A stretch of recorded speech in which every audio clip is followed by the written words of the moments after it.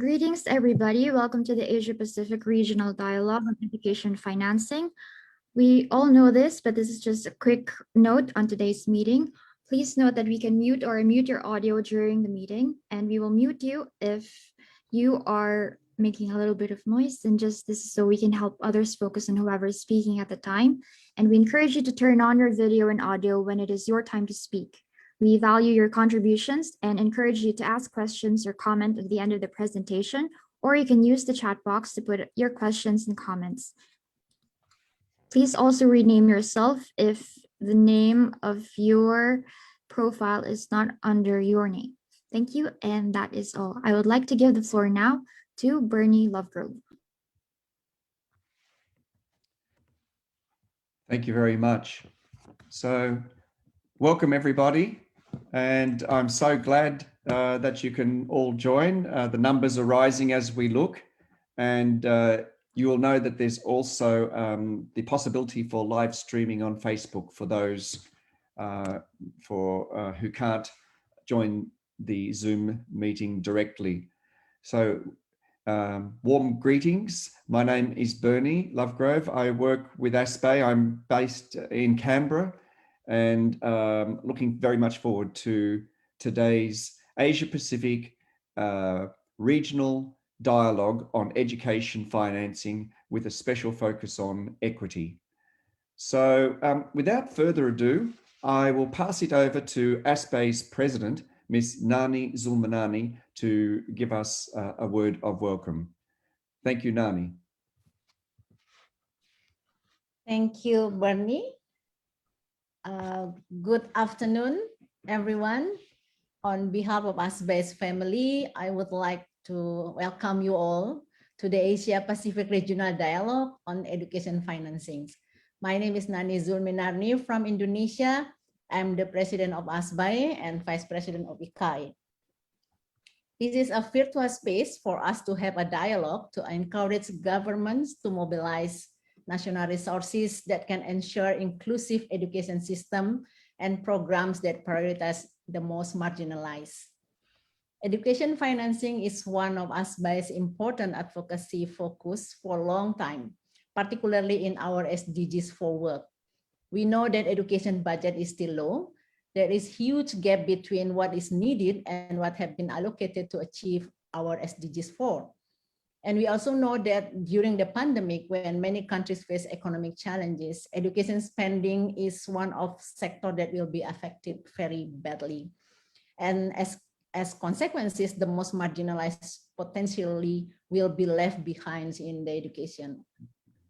This online event is part of the Global Action Week for Education, or GAWE, part of a year-long campaign organized by the Global Campaign for Education, or GCA, call for 1 billion voices. This is an annual international week of campaigning for improved national education policies and increased national education budget.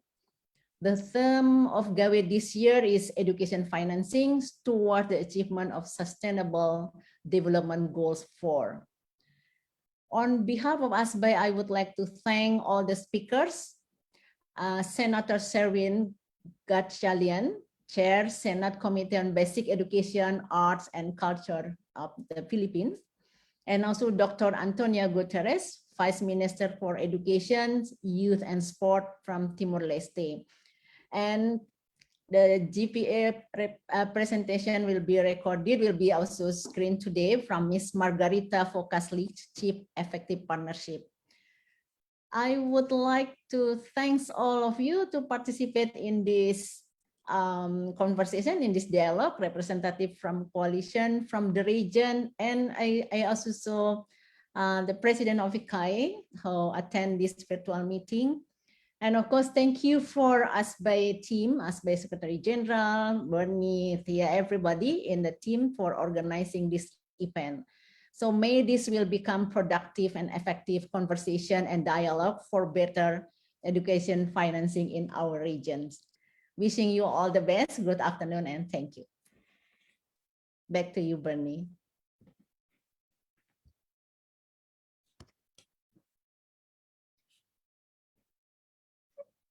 Bernie, you're on mute. Bernie, you're on mute. Can you hear me now? Yes. I didn't have automatic control of the mute, but now I have, so that's good. Thank you so much, Nani, for those welcome words to start us off. As you may have seen, that there's been a small change to the program. Unfortunately, thank you for showing that up. I'll go through it just now, just to give everybody a sense of what we're going through in the next hour and a half. But the main change has been, unfortunately, that the secretary from Bangladesh, Ministry of Education, was not able to join us. He was called to an emergency meeting to do with the escalation of COVID infections in Bangladesh. So quite understandable that he could not join us, which is, of course, a pity for us. But nonetheless, I think you'll see that we'll have a very strong range of speakers today, and should still be able to have a high quality forum. So we're starting now. We've had Nani's words of welcome. In a moment, I'll hand it over to ASPE's lead policy analyst, Renee, to give an overview regarding financing equity for education. And after that, we'll hand it over to Shraddha Koirala from NCE Nepal, one of our youth leaders in the Asia Pacific, to provide a youth perspective on education financing. That will be followed by one of our keynote speakers will be Dr. Antonio Guterres, the Vice Minister for Education, Youth and Sport for Timor-Leste. If he is able to stay on for a couple of questions, that would be most appreciated, and we'll see if that is possible. Next slide. Thank you, Bads. So then we'll then screen the presentation from Margarita Focus-Licht from Global Partnership for Education. And then at the end of that, we'll ask everybody to show their faces on screen, and we'll have a large screenshot and request everybody to raise your hand in support of GPE's education financing campaign. Then we'll move to the Honourable Senator Sherwin Gatchalian. And after he has spoken, we hope again that he can stay on for a few questions and responses. And then we'll also open the floor for a dialogue, and where questions can be directed towards Renee or Shraddha or one of the speakers if they're still around. And then finally, we'll close with ASPE's Secretary General, Maria Helen Dabu, for some closing comments. So that's the program. And without further ado, in order to catch up on some time, we better move straight over to ASPE's lead policy analyst, Renee Rea, to give us an overview of education financing in the Asia Pacific. It always helps to have a broader context in which to situate our discussions. Thank you very much, and over to you, Renee. Well, thank you, Bernie, and good day to everyone, especially to our panelists, Dr. Antonio Guterres, Vice Minister of East Timor, and also Senator Sherwin Gatchalian, who will be joining us in a while, and GPE's Margarita Focus-Licht, and to colleagues from national education coalitions across Asia and the Pacific, to Global Campaign for Education, to ICAE, and the Global Partnership for Education, and representatives from government and UNESCO. So let me start with an overview of the massive economic impact of COVID-19. So it is estimated that the global economy contracted by 4.3% in 2020. And Asia Pacific losses amounted to at least 2.5 trillion during the same year. And there has been sharp revenue fall by as much as 15 to 40% in most of the countries around the world and in Asia Pacific. There's massive livelihood losses, and ILO says about 500 million job losses globally. And I assume that in Asia and the Pacific, it is a substantial number because of the widespread informal economy in most of our countries. There is a rising poverty, 78 million more pushed to extreme poverty. And bilateral aid commitment in 2020 has been down by 40%, and actual bilateral aid is expected to go down by at least 12% in the coming years. That now is at historic levels. And banks actually are on a frenzy, extending billions of dollars to countries who are in need of dire assistance, especially poor and lower middle developing countries. It is really unfortunate that even in this crisis situation, much of the assistance in finances are in loans rather than in grant terms, which constitute only a mere 3.6%.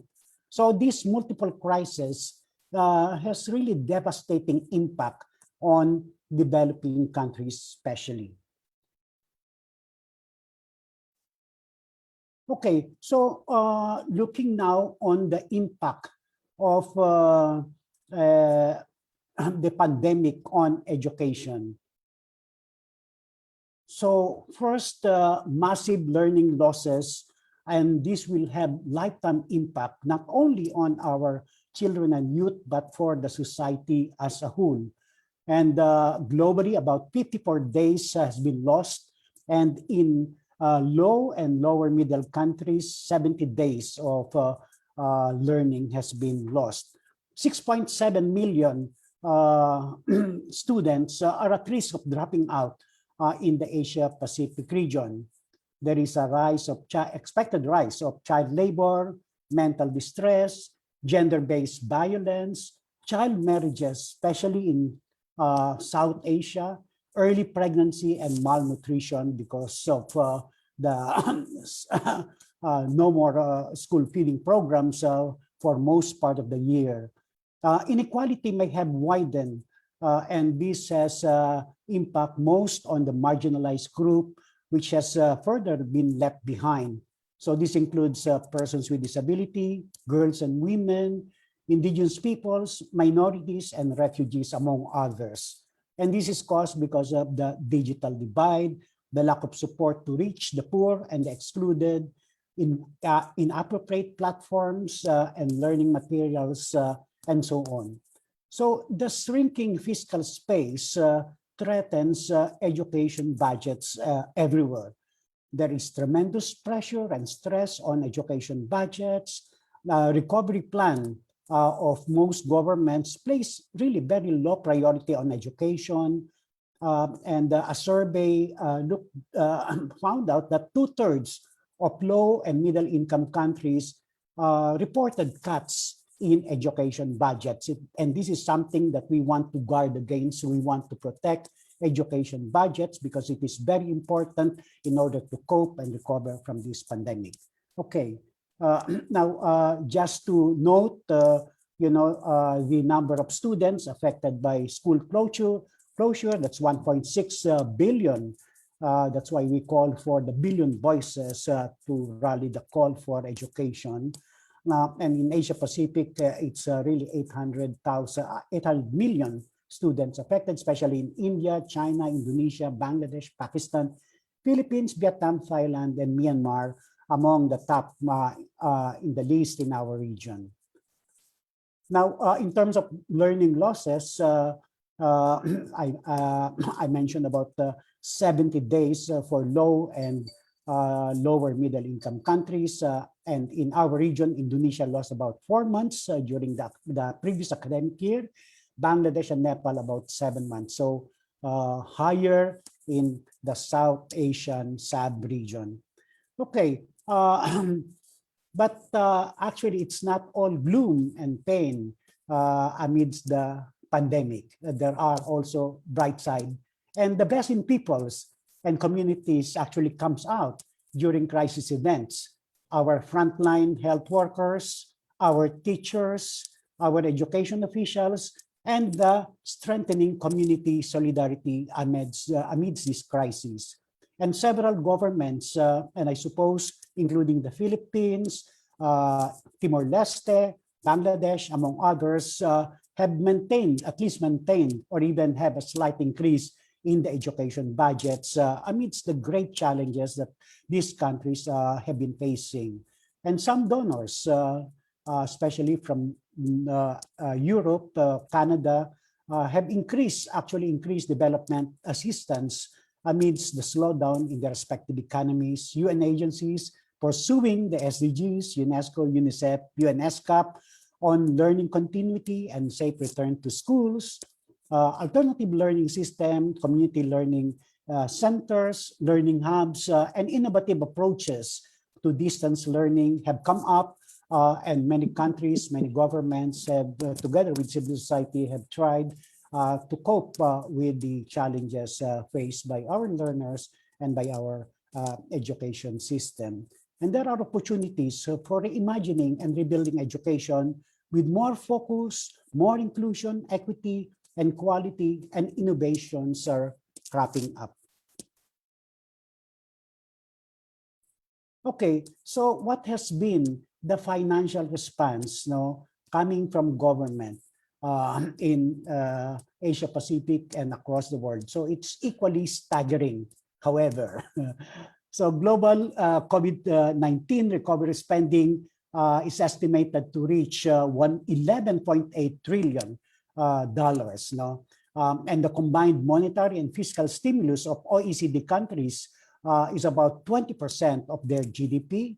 However, developing countries have only limited capacity, limited resources for having such an adequate response to the pandemic. Loan packages have been mounting, and unfortunately, this comes with stringent austerity measure. On the one hand, the IMF and the World Bank is telling the developed countries to go spend to stimulate the economy. But when it comes to developing countries, to the poor developing countries, no, you have to be to hold on your expenses and implement austerity measure. No, and education, as we see it in the stimulus packages, is being deprioritized. So moving on, so we see education in Asia Pacific as having only less than 1% share in the estimated 3.57 trillion stimulus package in Asia and the Pacific. And in most countries, education share in the stimulus package is only really very small, less than 1% of the total. So what are apparent fiscal measures of governments to recover? So most governments aim for a rapid V-shaped recovery after that shortfall, no? But as we know, the rapid growth model may only bring us to the old normal, the fragile and broken systems of inequality, of unsustainable growth, of poverty and hunger amidst plenty. The V-shaped recovery model may actually intensify indebtedness. So it's debt creating. It may widen inequality further and weaken long-term resiliency. And what we see so far is the low priority accorded to education and the social sector. Even ADB, the Asian Development Bank, warns on the risk of a K model of recovery. So this is something new, and that can create a rising inequality between countries. No, there will be rapid growth for rich nations and favored sectors of the economy, and low or even negative growth for poor nations and disadvantaged groups. So the challenge for the education sector. The challenge for the education sector, recovery, we think, next slide, please. Recovery must focus on human capacities and well-being, and with education as a priority in any stimulus package. Education is seen as critical driver to better health and safety, to equitable and inclusive growth, to information access and critical thinking, and to long-term resiliency. And this is how we see the importance of education in coping and recovering into a much better world. Thus, we see education as key contributor to move forward to a green, to a caring, a gender-fair, sustainable, and peaceful society. So just to end, we in ASBE and national education coalitions across Asia and the Pacific region are confident that with champions in government and with a vibrant civil society movement, we can protect the education budgets and secure the right to education for all. Thank you. Thank you so much, Renee. It always helps to get that broader perspective. There was quite a lot of dense material, and some of the participants have asked, could we get copies of your presentation for later? I'm sure we can make that available. And also to say that this meeting is being recorded. So let me also just recognize that I see in the growing list of participants that we have colleagues from the Global Partnership for Education, including from different, probably very awful time zones in Washington and elsewhere, and India. And I see also our colleagues from the Regional Management Unit in Nepal. There are many Asia Pacific national coalitions present, and a lot of other ASBE member organizations. I'm also pleased to see quite a good number from the Pacific, and some good representation from Japan and Korea. And we have colleagues from the collective consultation of NGOs from UNESCO. You're very welcome and great to have you with us.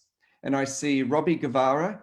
Robbie has a number of hats. He's the president of ICEA, the International Council of Adult Education, but he's also serves on the board of GCE, the Global Campaign for Education for the Asia Pacific region. So glad that you can join. And I think I can't see, we'll have to just keep an eye out for some of our speakers, but right now, I'd like to hand it over to Shraddha, if you are there, to give us a presentation from a youth perspective. As I mentioned earlier, Shraddha is a youth leader and we're in the Asia Pacific area, and is on staff with the National Campaign for Education in Nepal. Over to you, Shraddha. Thank you, Bernie, for this opportunity, and I'm very glad here today to speak from the voices of marginalized youths in this regional forum. Actually, as Renee previously shared, these stories are similar all across the nations, because a younger brother of 12 or 13 years wants to go for labor migration rather than completing his study after this pandemic situation, because he feels that money matters rather than education. And young girls in my community were also tied up with the domestic responsibility, generating income in their family, and mostly becoming the victim of abuse and child marriage because of the increased insecurity of household financing that prioritized only for the boys' education rather than the girls' education. So talking about the education financing from the perspective of youth, we previously entered into this youth-led action research. Actually, this is the research that NC Nepal started with the group of 8 young people in 2017. At that time, there were these 8 young people who were doing this research for community change, and currently we have 40 youths in 4 different districts who are working for this for attaining the objectives of SDG 4. So these young people are in through this youth-led action research, we are empowering these young people to be the change agent in the society, and really they have led to the social transformation during this COVID period. Also, I can present here some of the examples, such as 6 school dropouts, children who dropped out from the school during this COVID pandemic. The young people themselves got them back to the schools. 4 frustrated youths who were involved in the drugs during this pandemic period. The group of 3 young people out of these young researchers, they took them back to their normal life. And the 2 young girls who were prone to the child marriage, they discarded their marriage after being involved in this youth action research. So there is also establishment of Dukusha Peace Center. This is the safe learning space which young people created by themselves. And during this pandemic, this safe learning space was one of the good example where youth meet, where children could meet and then ensure their learning also. And in the Asia Pacific region, through the support of ASPE, we had done the research by these young people regarding the impact of COVID pandemics in the youth. I'm sure there are the findings from other countries also similar to that of Nepal.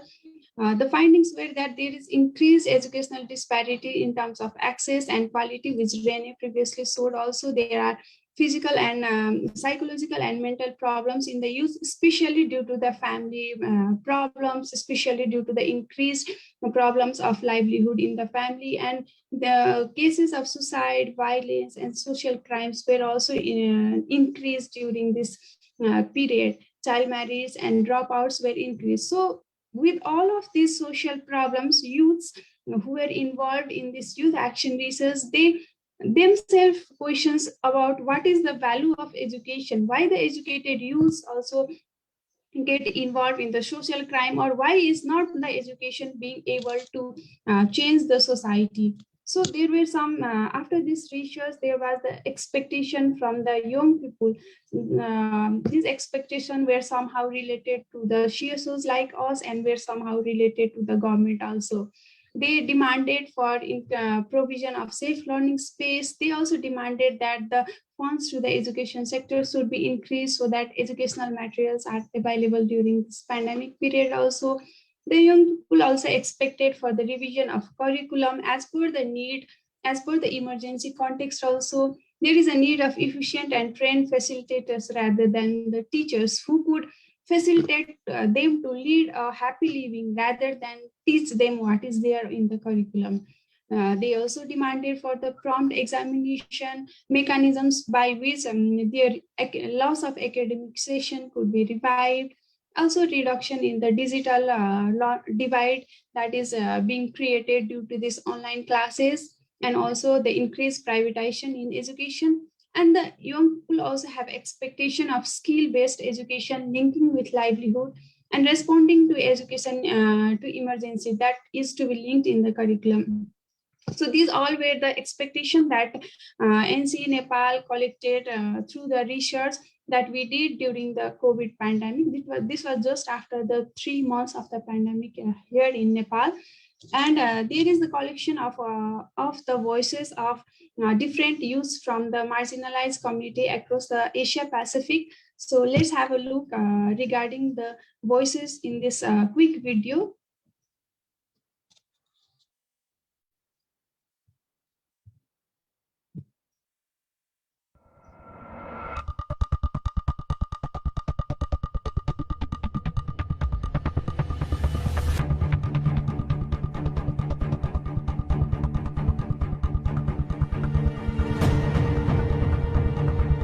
Before pandemic, International Labour Organization reported that almost half of these young people are jobless. Current pandemic has aggravated the situation. Many young people from marginalized communities are facing severe challenges. They have lost their income and face difficulties in accessing social protection and relief assistance. Yung pagkain sa araw-araw, lalo na hindi na yung sa lugar namin hindi nabibigyan ng relief goods, walang dumarating galing sa barangay. ඒ වුණාට මේ ස්කෝලේ යන ළමයි හැමෝටම ගොඩක් ප්‍රශ්නේ. මොකක්ද නේද? ඒ කියන්නේ ස්කෝලේ හැමෝම අහනවා. නිකන් ප්‍රශ්න අහන ළඟට එන්න බයයි කට්ටිය. ඒ විදිහට ප්‍රශ්න. Nggak bisa, tapi yang orang kapal itu nggak bisa masuk ke wilayah pelelangan ikan itu. Masukannya sudah betul-betul sama sekali tidak ada. Mau alternatif lain juga sudah dipikir, tapi memang betul-betul karena dilarang orang di lapangan di luar. Энэ асуудал дээр төр засгаас шаардлагатай тусламж дэмжлэг үзүүлэхгүй байгаа нь харагдсан. За үүний тод жишээ бол залуу хүмүүс ажлынхаа цомготголд орж, за үүнээсээ болоод өрхийн сарын орлого нь байхгүй болж банк санхүүгийн байгууллагт гашаа байшин өөрийн эд хөрөнгөө барьцаасан байсан тэд нар бүгд алдаж өдөр хоногийнхоо хоолыг аргацааж байгаа энэ дүр зураг бол бидний өмнө илхэн харагдав. सरकारने online शिक्षण सुरू करण्याचं ठरवलेलं आहे, पण गावाकडे problem हा आहे की तिकडे अजिबात फोनसुद्धा करायला रेंज नसते, तर ऑनलाईन शिक्षण होणं तर शक्यच नाही आहे. कमी लोकांनीच मिळून लग्न करायचं आणि कमी खर्चात लग्न करायचं, त्याच्यामुळे मग मुलींचे पालक पण लवकर म्हणजे खर्च कमी व्हावा याच्यासाठी मुलींचे पटापट लग्न करणं. सोसियल मिडियाको मार्फतबाट गर्ल्स र बोइज चाहिँ एकअर्कामा अट्र्याक्सन भइसकेपछि उनीहरू चाहिँ सानै उमेरमा विवाह गर्ने মুখোমুখি হয়েছি, যেমন মানে অর্থনৈতিকভাবে অনেকটা প্রবলেম হয়েছে, তারপর স্কুল সবই বন্ধ, পড়াশোনাও অনেকটা ঘাটতি হয়ে গেছে। তাছাড়া আমাদের বিকাশের একটা প্রবলেম হয়েছে, কারণ যেহেতু আমরা বাইরে যেতে পারতেছি না, খেলাধুলা করতে পারতেছি না, ঘরের মধ্যে আবদ্ধ থাকতে পারতেছে, সেক্ষেত্রে আমাদের অনেকটা problem.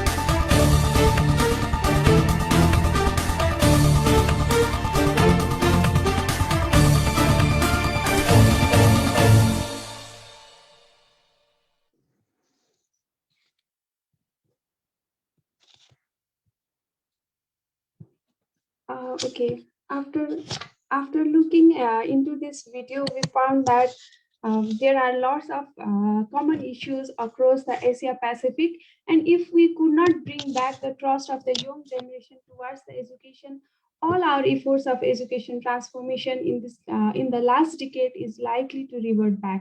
To stop this, there is an urgent need to make change in the educational tools, methods, techniques, and the overall education system. And that's where I feel that the financing of education too really matters. It is because one child leaving the school today not only matters for the child or their family, it is also the generation of children that gets impacted. How it leads to the generation gap in terms of inequality, and not only the generation, but the whole economy of the nation and world is linked with the education of one child that we are talking today. So for this efficient financing of education and also the domestic financing by every government matters. And not only these young people provided their recommendation, but then they also become the part of change agent in their society. From their own end, they also try to solve the problems of their community. In case of Nepal, the youth after this research are involved in several types of awareness raising activities, such as they are demanding for sufficient funding and efficient utilization of the local resources. Also, they are fighting against the social taboos in their own community also.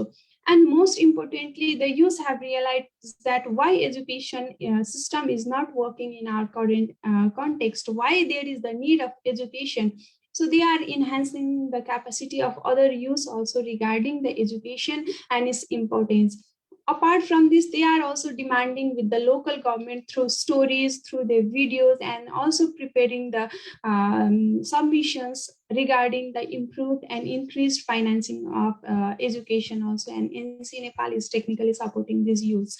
They are also demanding for the need of changing the objective of education that the current government have, and also they are demanding for including the approaches of peer learning, because in this pandemic, youth learned that the peer learning approach worked well rather than teaching by the teachers in the school curriculum.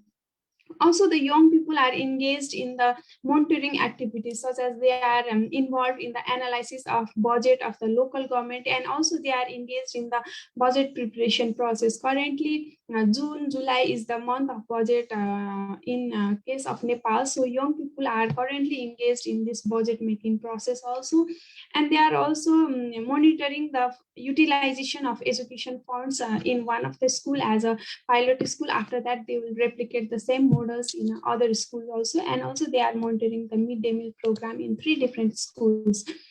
So after all of this, we also previously saw the recommendation that the young people want is that they also want to be part of the policy making process and also its implementation process.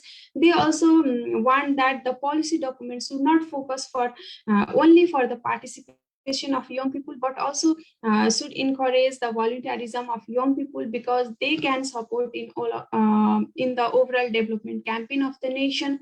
They are also demanding with the local government to include the youth voices in the plans, policies, and budget, so that the learning of young people during any emergency situation is not compromised and they are not deprived from right to education. And also they are demanding for education to be linked with livelihood, education to be linked with daily earning, so that the young people or the young children do not option to choose the labor work over the education. So value of education linked with the financing of education is the major demand of young people, that they are working in this context also and beyond that also. Apart from this, NC Nepal is also engaging this youth in its advocacy for the budget and for the increased financing of education. We have been lobbying for the increased financing and improved financing since the last 10 years, and youth have become a part of our campaign since the last 3 years from 2017 also. We are demanding for the lobby for equity and gender responsive policies and programs for the fiscal year 2021-2022, and youth are also the part of it.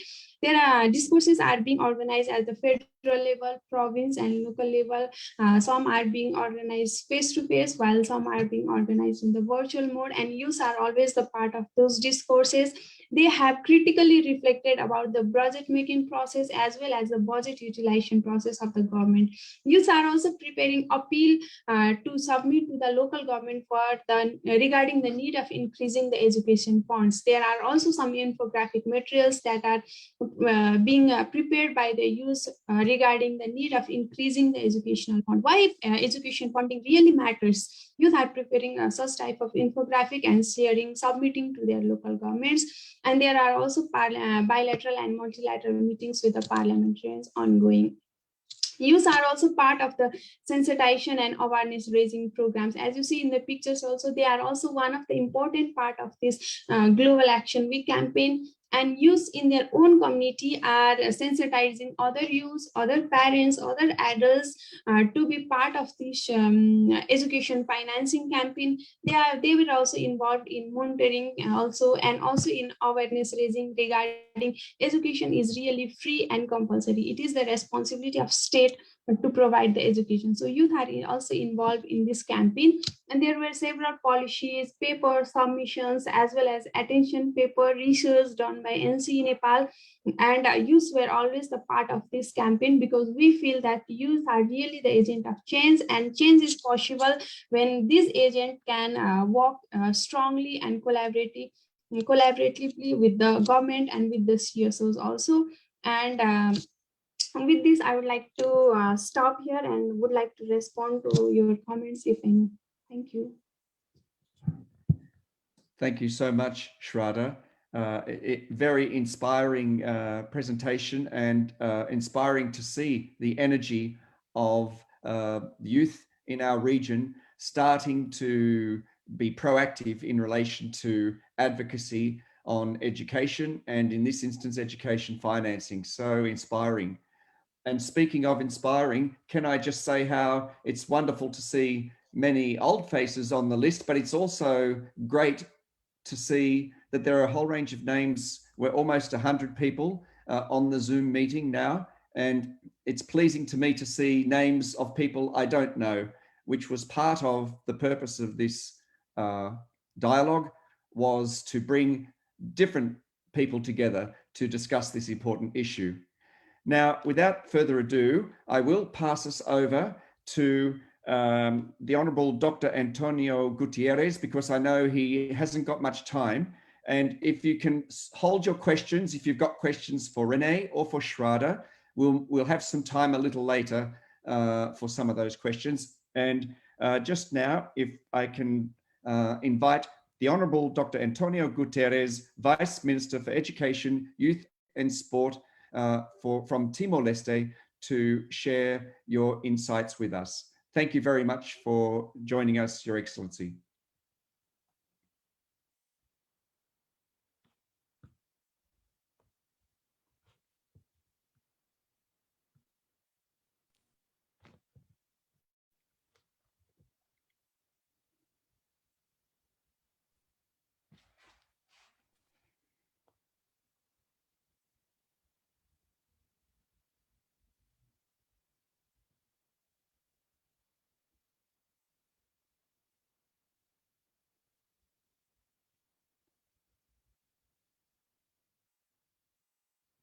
How are we going? Do we have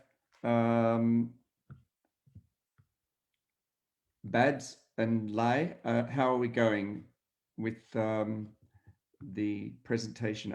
Good. Dr. Gutierrez, the floor is yours. Thank you very much.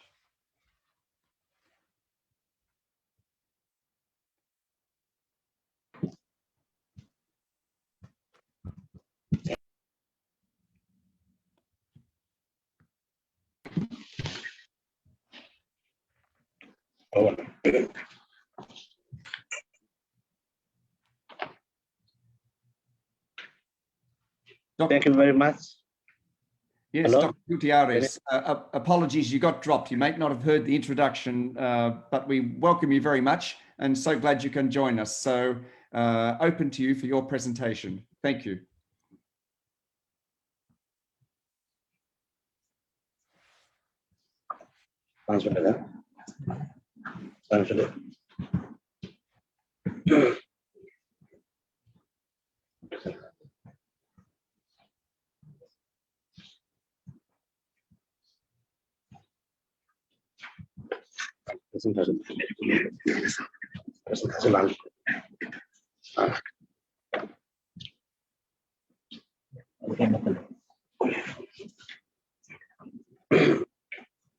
Thank you very much for the time given to me.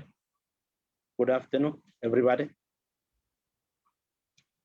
Your Excellency, Ms. Nani, as a President of Asian South Pacific Basic and Adult Education, Honorable for the Senator Serving, Chair of the Senate Committee on Basic Education, Arts and Culture of the Philippines, Mr. Hossein, Secretary of Secondary and Higher Education, Division of the Minister of the Education of Bangladesh, Ms. Margarita, Chief of Effective Partnership Global Campaign for Education, Ms. Helen, the Secretary General of ASEAN South Pacific Association Adult and Education. Dear participants, ladies and gentlemen, my warm welcome to all distinguished guests and participants of the ASEAN South Pacific Association for Basic and Adult Education Dialogue on 2021. Before I deliver my remarks, I would like to thank ASEAN South Pacific Association for Basic Adult Education and the Civil Society Education Partnership in Timor-Leste for the invitation, and it is truly an honor and privilege to have this opportunity to speak as speaker regarding mobilizing national resources to finance basic and adult education to ensure inclusive education system and programs prioritizing the most marginalized. I would like to thank ASEAN South Pacific Association for Basic and Adult Education and Civil Society Education Timor-Leste Partnership in Timor-Leste for organizing and inviting me to share our experience from Timor-Leste regarding today. I will share with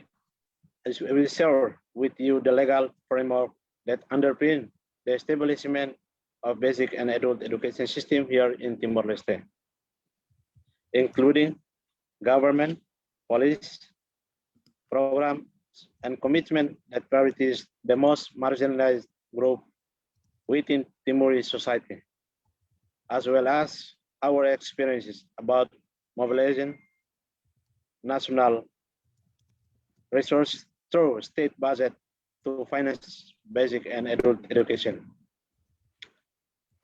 I will conclude my remark with resource mobilization strategies that the country has been applied to ensure that there are adequate resources available to implement those important strategies that can make critical change, including the mobilization of resources to tackle the global COVID-19 pandemic in Timor-Leste. As the Sustainable Development Goals SDG 4 is about ensuring inclusive and equitable quality education and promoting lifelong learning opportunities for all, we need to have adequate resources to implement plans and strategies. Timor-Leste is one of the signatories of the SDGs in 2015 and is committed to working towards achieving the set goals. For us, the goal statement of SDGs is so important in that it encourages each and every one of us across the board, governments, civil societies, private sectors, and communities in every country, regardless of differences, to be united, to come together and achieve the goals of SDG 4. In doing so, we don't have to change the entire world to create the opportunities that will ensure the right to quality education for all. But we can incite this change in our families, schools, and our communities. The small change we make today will have a snowball effect, provoking a greater impact on their lives and societies in the future. This is what lifelong learning is all about. Just look around us. We are all here today because long ago someone has planted the seed for us. In 2012, the Timor-Leste Strategic Development Plan, SDP 2011 to 2013, was drafted, which included the first National Education Sector Plan that outlines the importance of ensuring equitable access to quality education for all Timor-Leste citizens so that they may participate actively in the national development process. Then, Timor-Leste became one of the first signatories of the SDGs in September of 2015. The country has aligned its SDPs with the SDGs to make strides towards achieving these goals. This includes the SDG 4 and particularly Target 4.6, which aims to ensure that all youth and a substantial proportion of adults, both men and women, achieve literacy and numeracy. Ladies and gentlemen, the education system in Timor-Leste is regulated by Education-Based Law number 14/2008 that outlines the organization of our education system, guaranteeing inclusiveness, lifelong learning for all Timorese citizens, and the right for all Timor-Leste Timorese, regardless of their backgrounds, to have the opportunity to access quality education. Then in 2015, the Minister of Education approved the Decree Law number 4/2015 of the 14th January, which regulates the national based curriculum for basic education cycle 1 and 2. The curriculum is the core of an educational system, which describes important outcomes of the schooling process. It describes content that is going to be taught, as well as the method of how that content is to be delivered and how that content should be evaluated. This reform was important in order to update content and methodologies, ensuring contextualization in the local context and alignment with global education advances. In 2016, the Minister of Education established for the first time a curriculum for equivalent formal education, approved by Decree Law number 30/2016, the recurrent education system, which is how we refer to non-formal education here in Timor-Leste, is particularly targeting individuals who are over age for basic and secondary school, individuals who have not yet completed basic education between the age of the 16 and 18 years, but who are already working, as well as those who never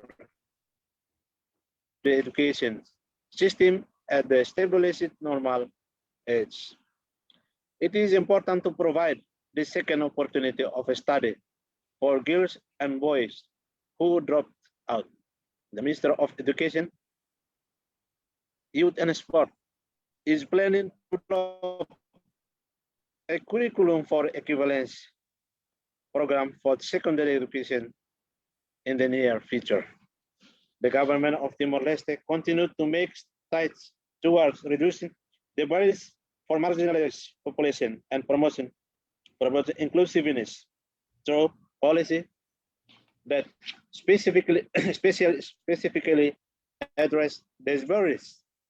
Then in 2017, the Minister of Education National Inclusive Education Policy was approved that focuses on ensuring quality education appropriate to each person's individual capacities.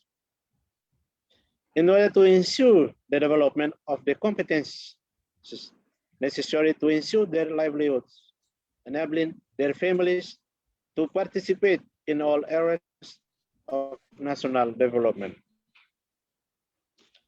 As part of this inclusive education policy, young women and girls who have left school due to pregnancy are ensuring readmittance and equal quality of education.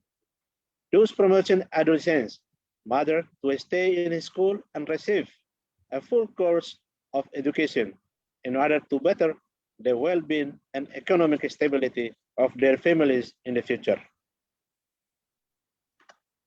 There are 10 targets in SDG 4.6. So is it still linked with other relevant targets? Slide pop up. There remain some barriers that impede the achievement of inclusion and lifelong learning for young adults of Timor-Leste. The poorest and most marginalized group have the highest tendency to drop out of the school year. In fact, this is one of our principal barriers to achieving inclusion and lifelong learning. In 2017, it was noted that the dropout was relatively high. The rate for basic education was 4.75% for the primary level and 66% for the cycle 3 or pre-secondary level.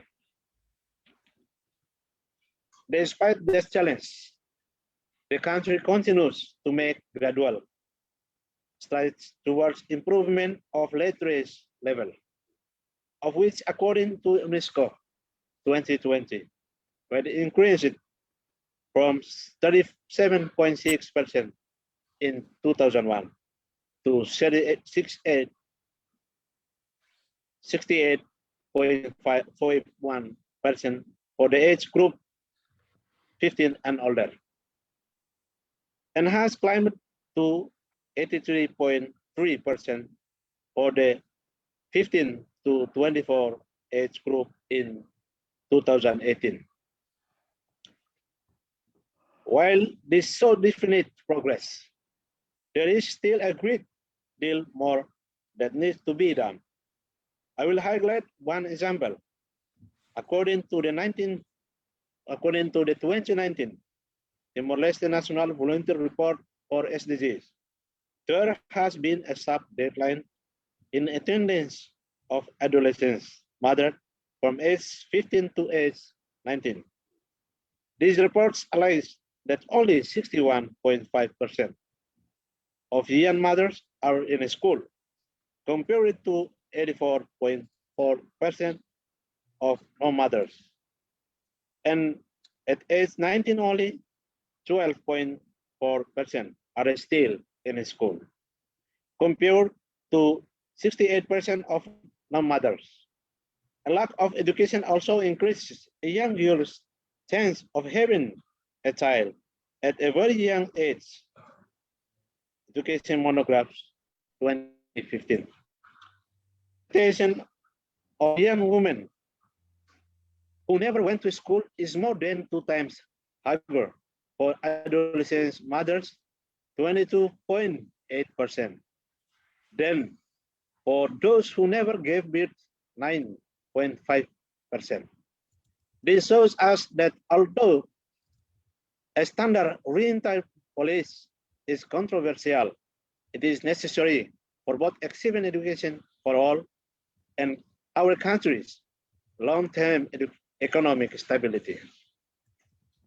The Minister of Education, Youth and Sport has 2 principal recurrent education programs. One, equivalency education, and the second, adult literacy program. First, the Minister of Education, Youth and Sport had developed an equivalence curriculum for the basic education level, which is aligned with the national base curriculum for basic education cycle 1, 2, and 3.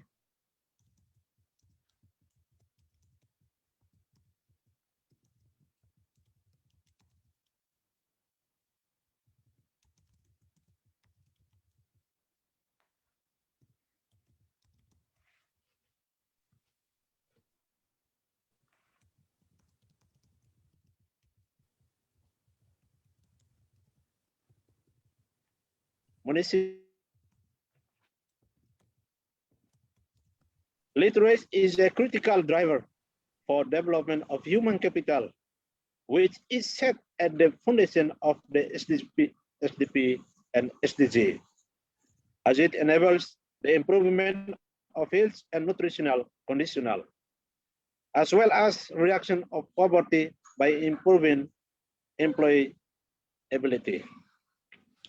Both adult education programs are implemented across the country in community learning centers.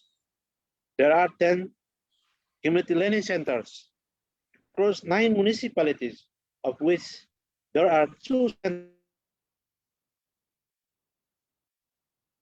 decentralized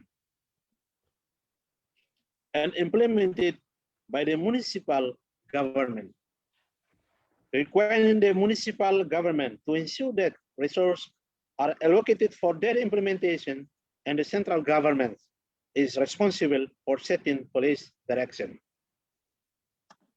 The Basic Education Equivalence Program provides opportunities for young adults, girls and boys who have missed opportunity to complete their basic education to continue further level of education.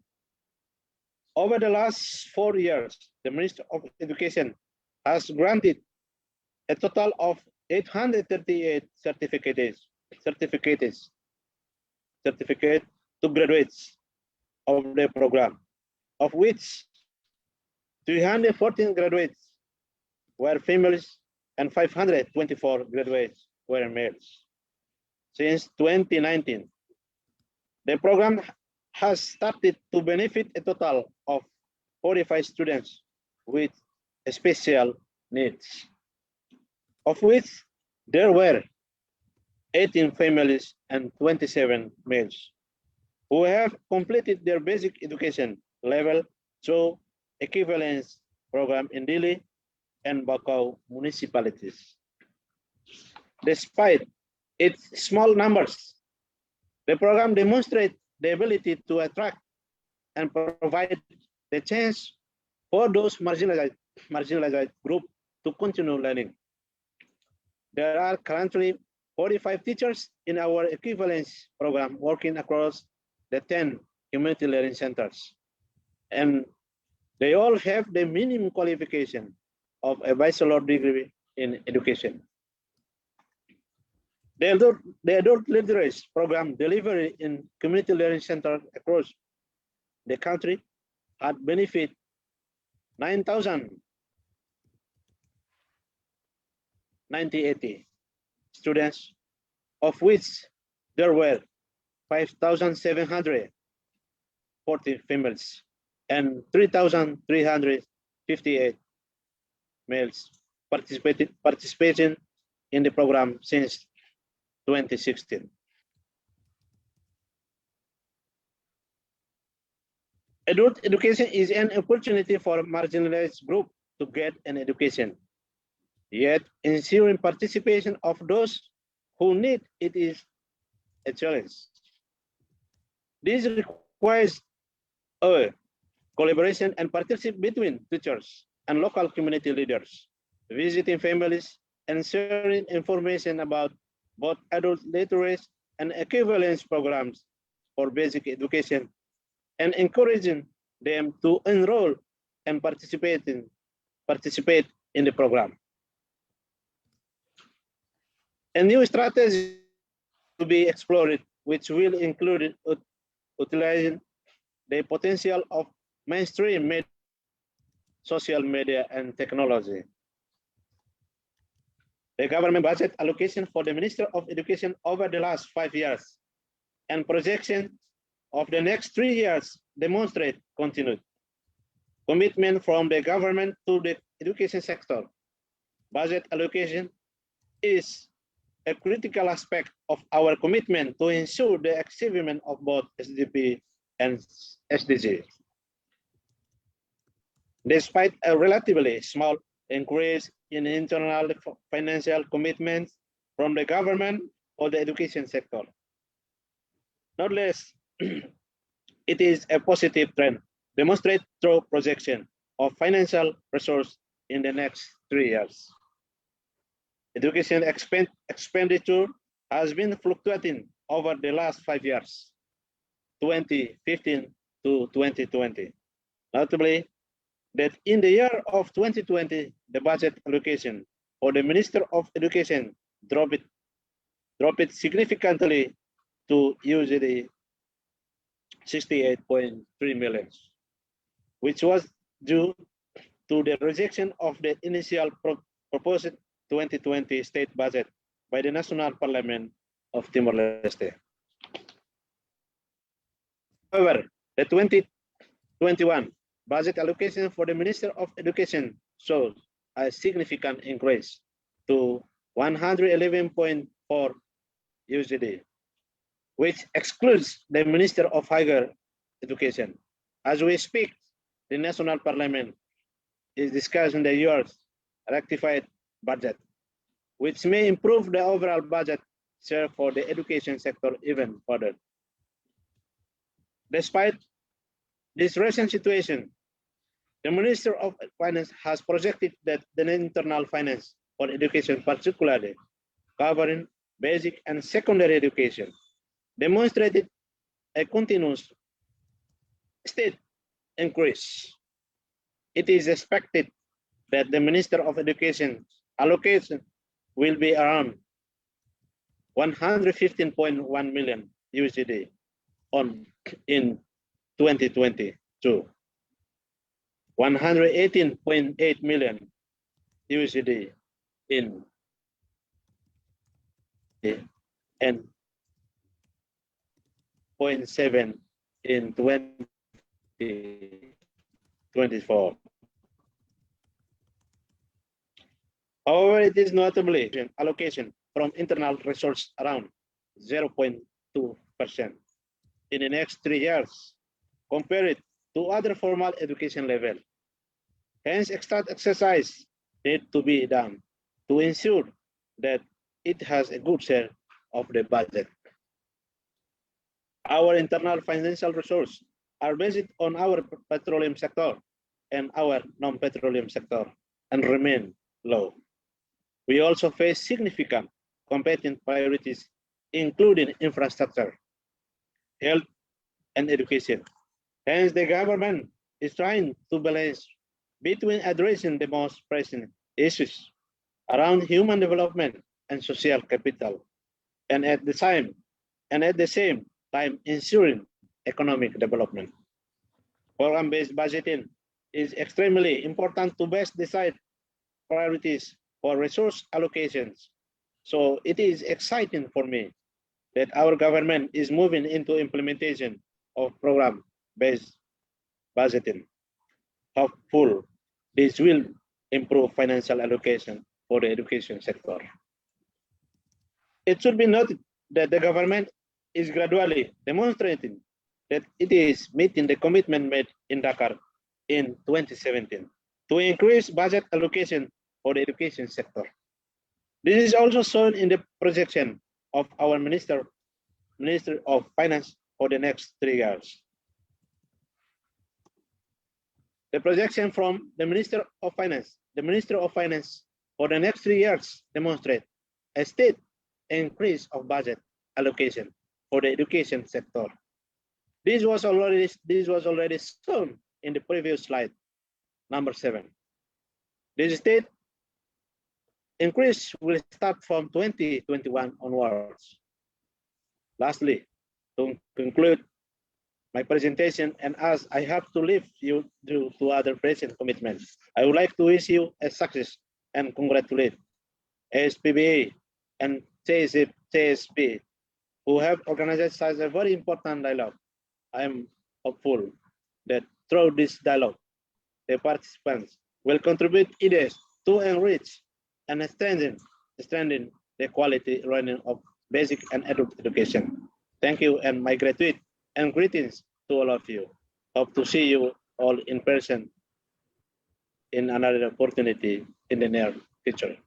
Thank you very much. Obrigado. Thank you so much, Your Excellency. Thank you for your excellent presentation, and it was very inspiring to get your final slide where you indicated that the government of Timor-Leste is going to be increasing their education budgets for the next 3 years. That's a wonderful, inspiring message to hear. Your Excellency, I'm wondering if you could you stay for two more minutes, because what we would like to do is ask everybody on screen to show their screen. We would like to take some screenshots of everybody, including yourself and Senator Gakarian, who has joined us. And we're asking everybody if they can raise their hand like this. If they can raise their hand like this, it's the symbol of the Global Partnership for Education's campaign for education financing. So could I ask everybody on screen to raise their hand like this for education? And can I ask the tech team to start to take photos of everybody with their hand raised like this? And Your Excellency, if you are able to raise your hand, that would be wonderful too. Thank you, Excellency. That's great. I hope the team is able to take the photos. Can I get a message from the tech team about whether you have done it? We're still on page 3 because we're 105. Yes. Okay, keep going and we'll hold our hands and you tell us when we can stop.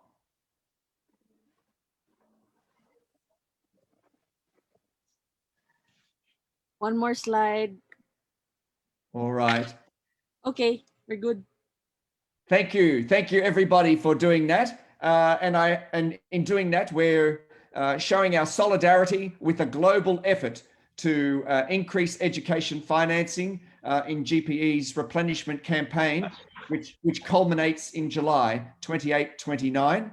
And without further ado, because we have Senator Sherwin Gatchalian from the Philippines, who's been waiting online, and I know he's a busy man. May I ask can I ask the Honourable Senator Sherwin Gatchalian, who's the chair of the Senate Committee on Basic Education, Arts and Culture of the Philippines, to provide your presentation. Thank you very much. Thank you, Bernard. Thank you very much for the introduction, and thank you very much for inviting me to this very important event. Bernard, can you hear me? I can hear you. Thank you very much. Loud and clear. Okay, just to be sure, because you know these things, sometimes you keep on talking, but nothing's happening. So before I continue, let me greet our officials for this afternoon. Let me greet Attorney Maria Helen Dabu. Let me also greet Professor Flora Arellano, who's been very, very active in the Committee on Education here in the Senate. Let me also greet Ms. Nani Zulminani. Let me also greet Mr. Rene Raya, Dr. Antonio Gutierrez, who I heard earlier, and congratulations, sir, for a very informative presentation. Let me also greet Ms. Margarita Focas-Lick, and let me also greet Shadha Koirala. Let me also greet everyone who's here. Good afternoon to all of you, and thank you once again for inviting me to this very important event on education financing. Financing really is such a important activity and important facet of education. However, it's been quite elusive for many, many developing nations. So today, let me just share with you our experience in education financing here in the Philippines. Can I be enabled to share? I'm disabled. So can the, there, now I'm a co-host. Okay, let me just share my presentation to all of you.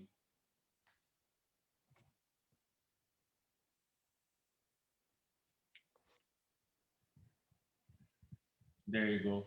So basically, let me share our experience when it comes to education financing and how we channel resources, important finite resources to education. I'll give you a snapshot on where we are in terms of budgets and education. And then I'll give you a snapshot on how COVID affected the allocation of resources to education, and how COVID deprived some of the programs in education. And lastly, let me share with you how we move forward and how we plan to move forward. So with that,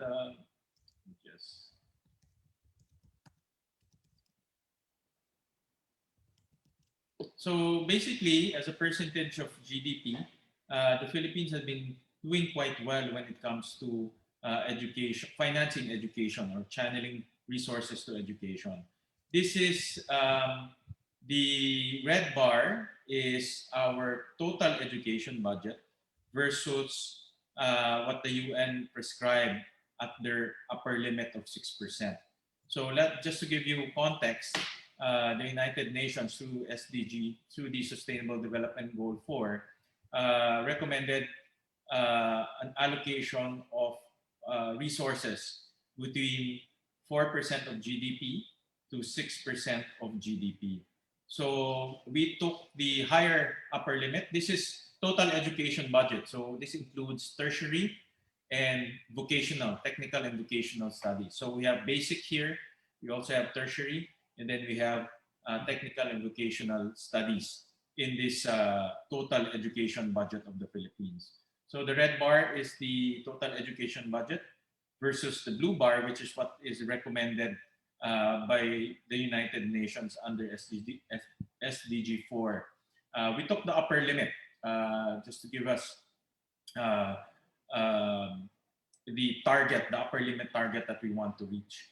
So if you look at this graph, the Philippines actually did quite well in terms of allocating resources. We're now at 4% of GDP, a little bit far cry from the recommended 6%. So if you want to hit 6%, we have to allocate about 1.2 trillion pesos of our existing budget. But in terms of percentage, we've been allocating quite substantial amount to overall education. Just to give you an idea, basic education takes up about 84% of the total education budget. The dark blue is the resources channeled to state universities and colleges. The red one is channeled to our Commission on Higher Education, which is the office regulating all the state universities. And then the yellow is our technical and vocational budget. So in this case, you can see that basic education takes up the majority of the country's education budget, about 84%. Because basic education takes up a lot of the resources, we want to drill down to how much are we channeling to basic education. Basic education meaning kindergarten, elementary, and secondary school years. So again, the red bar is what the Philippines is allocating. The blue bar is the target as prescribed by United Nations. We took the lower limit of the United Nations prescription at 4% in this case. So if you look at since 2010, again, the country has been allocating quite substantial amount to basic education. Basic education now stands at 3.2% of GDP. But if we target the lower limit, even the lower limit, at 4%, we would need approximately 800 billion pesos in order to achieve that 4%. So we're still a little bit off from the minimum target of the United Nations. And channeling resources to education is such an important ingredient to the success of our learners. This is data gathered from the 2018 PISA, and on a per student basis, we are actually one of the lowest in terms of expenditure per student. And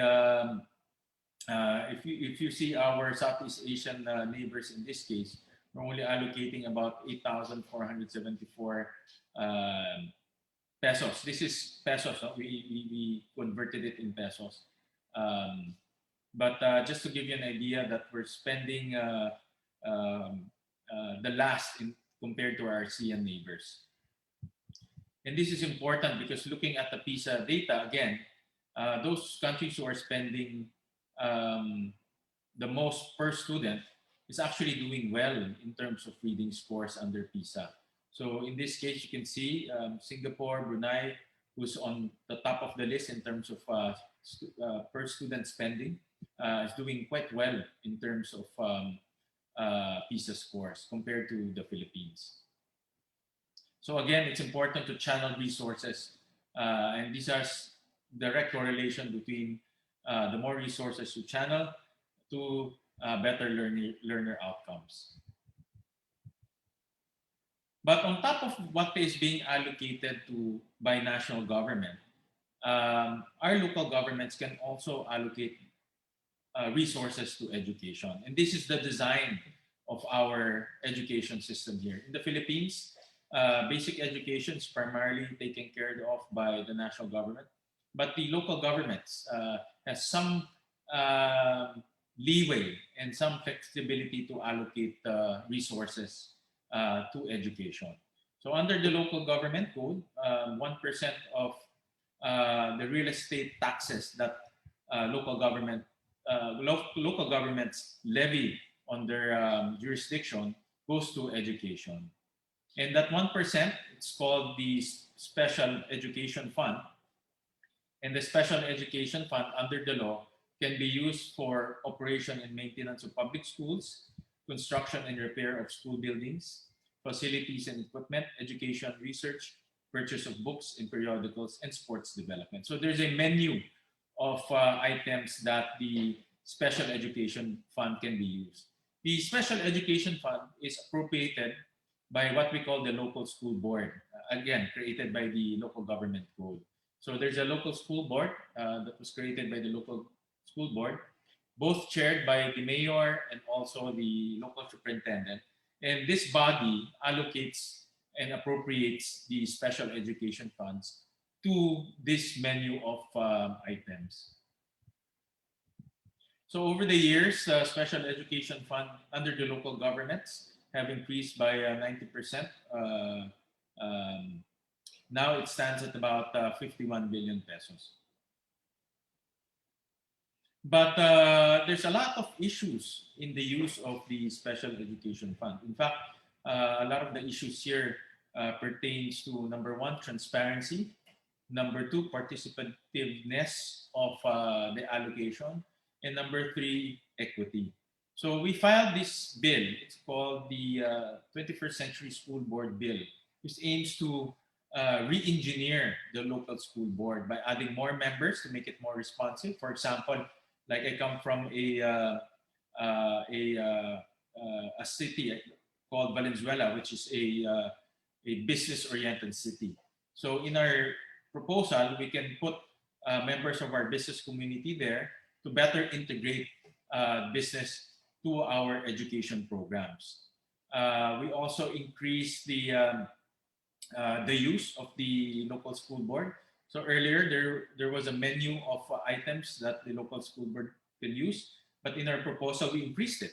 So for example, marginalized sectors such as members of marginalized sectors such as indigenous peoples, such as learners with disabilities, even sectors that are illiterate because of the lack of education can be addressed through this proposal that we have. So we increased the menu of items to include programs and activities that will address the needs of our marginalized sectors. And most importantly, we also improved the transparency. So in this proposal, the local school board will have a process that is participative, meaning it will ask the community for what type of projects they will need, and then allocate the budget, and later on post those budgets and those allocations to what we call a transparency board. So everything's transparent, from requesting to appropriating to spending.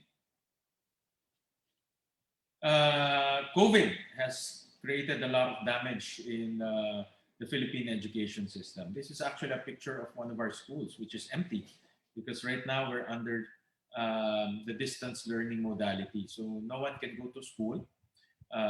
We don't allow face-to-face learning right now because of COVID, but we do have distance learning. And COVID has damaged our education system quite a bit. 19 billion pesos have been allocated outside of the Department of Education. 8.4 billion, or 44%, went to other agencies, and 56% went within the Department of Education to help finance distance learning. And I say this because we're trying to preserve the budget of the Department of Education. But last year, this actually happened last year, in 2020, when the country was scrambling for funds to address COVID, education was one of the sectors that was hit by budget cuts. And this is the budget cut that happened in 2020. Just to give you an idea on where those cuts were taken out, this is the top 7 programs that were cut in the Department of Education. Number one is the Last Mile School program. There's a program in the Department of Education to build schools in remote areas. So that was cut. The voucher program for junior high school and senior high school was also cut. The special education program for learners with disabilities was also cut. And because we don't allow face-to-face learning, they also cut this feeding program. So just to give you an idea on how COVID affected the different education programs in the Philippines. And a lot of these programs are continuing programs, such as the feeding program. But because of COVID and because school kids cannot go to school, the administration decided to cut it for now. In the same manner, the cut also that happened within, there was also a cut in the Department of Education, but that cut stayed with the Department of Education. So in this cut that stayed within the Department of Education, you can see that basic educational facilities. So for example, these are classrooms were cut, math and science equipment were cut, TechVoc laboratories was cut. All of this that has something to do with physical classes and face-to-face classes were all cut because administration saw that face-to-face classes was impossible under COVID. So might as well use the money that was allocated for face-to-face classes to fight COVID. But that 10 billion was channeled within DepEd. Just to give you an idea, the 10 billion was actually channeled to printing of what we call self-learning modules. So because there is no face-to-face classes, DepEd printed self-learning modules. And these self-learning modules are designed for the students to learn by themselves or with the help of their parents and guardians. So all of that items that I showed in the slide before were channeled to printing of self-learning modules. But Congress and us, the Senate, responded. We say we cannot completely and continuously cut important items. So by end of last year, we rechanneled some amounts to help our students because as we learn to navigate through COVID and as we find out that there are a lot of sectors within the education sector that were affected, we rechanneled some amount. So we gave some subsidies to students. We also gave some cash assistance to our teachers because a lot of our teachers had to buy computers, had to buy data plans in order for them to pursue distance learning. We also allocated some amounts for feeding programs to continue feeding programs, but these are not traditional school-based feeding program, but we allocated amounts for schools to give to their parents in order to feed their children. And these are the other amounts. One of the biggest amount that we allocated end of last year was also for ICT, for information, communication, and technology, so that DepEd can buy more computers, can use the internet to deliver distance learning. And just to give you an idea, this is the self-learning modules that we printed for close to about 23 million students. And if you can see, it's a very thick book. This is actually only 1/4. And students are expected to learn by themselves, especially grade 4 and above. These are called independent learners. And a lot of funds, all 10 billion, was channeled to print these modules. So, but for 2021, we continued to fight for the increase of the Department of Education budget. So even though there was, even though there is still no face-to-face classes this year, and it seems like it's uncertain. To be honest, with the current surge that we are seeing now, it seems to me that reopening classes is becoming a little bit more uncertain in the next few months. Nevertheless, we channeled increased resources for the Department of Education. There is a 9% increase in the resources and budget of the Department of Education. And just to give you a snapshot on where it went, there's still, we made the budget of the Department of Education responsive to the needs of our learners under distance learning that we are implementing right now. So the 16 billion in the flexible learning options are all to print self-learning modules. So again, we channeled some amounts to print more self-learning modules. And we saw the need to continue to implement the school feeding program, although it's not school-based anymore. We're now delivering food and raw items to our families who cannot go out of their homes. We increased budget of the computerization because under distance learning, we use the internet to deliver to some of our students, to deliver education to some of our students. We also increased amounts for water and sanitation. And this is in line with increasing and complying with the minimum health protocols. For example, hand washing facilities. So the Department of Education now has budget to put more hand washing facilities and other minimum health protocols in their schools.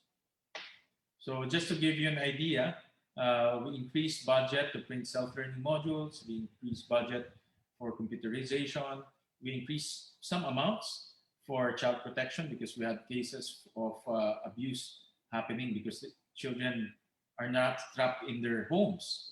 And very sad to say that we have reported cases of abuse. But in the same 2021 budget, some of the budgets that were supposed to be allocated for face-to-face were cut also. Again, making the 2021 budget responsive to COVID. So in other words, we cut some of the items that are supposed to be for face-to-face learning, but we rechanneled it to increase those items that are meant for distance learning. So moving forward, the Senate continues to fight for increased allocation. Our target for basic education is 4%, which is the lower limit of the UN. And our target for the overall education budget. Now, when I say overall, including tertiary and technical educational courses, at 6% of GDP. We want to make sure that the funding at the local level, the local school board and the special education fund will be transparent and will be efficient. And that's why we propose that measure we call the 21st Century School Board to make it more transparent, to make it more participative, to make it more efficient. And we continue to make sure that vulnerable groups are not left behind by the budget cuts. So we put budgets for special education, feeding programs. These budgets are designed to address the needs of our vulnerable groups.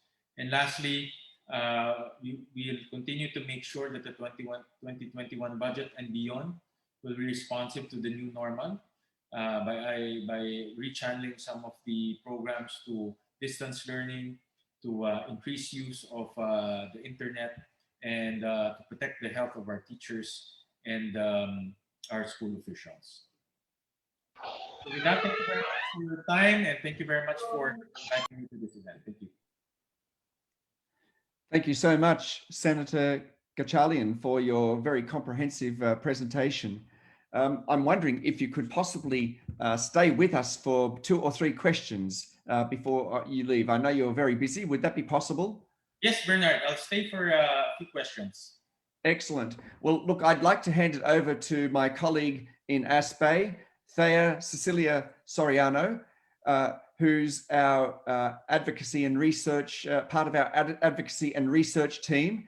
And Thea, can I leave it to you to lead us through the questions and discussion? Thanks. Okay, thank you very much, Bernie. And sincere thanks, Honorable Senator Sherwin Gatchalian, for your presentation, excellent presentation.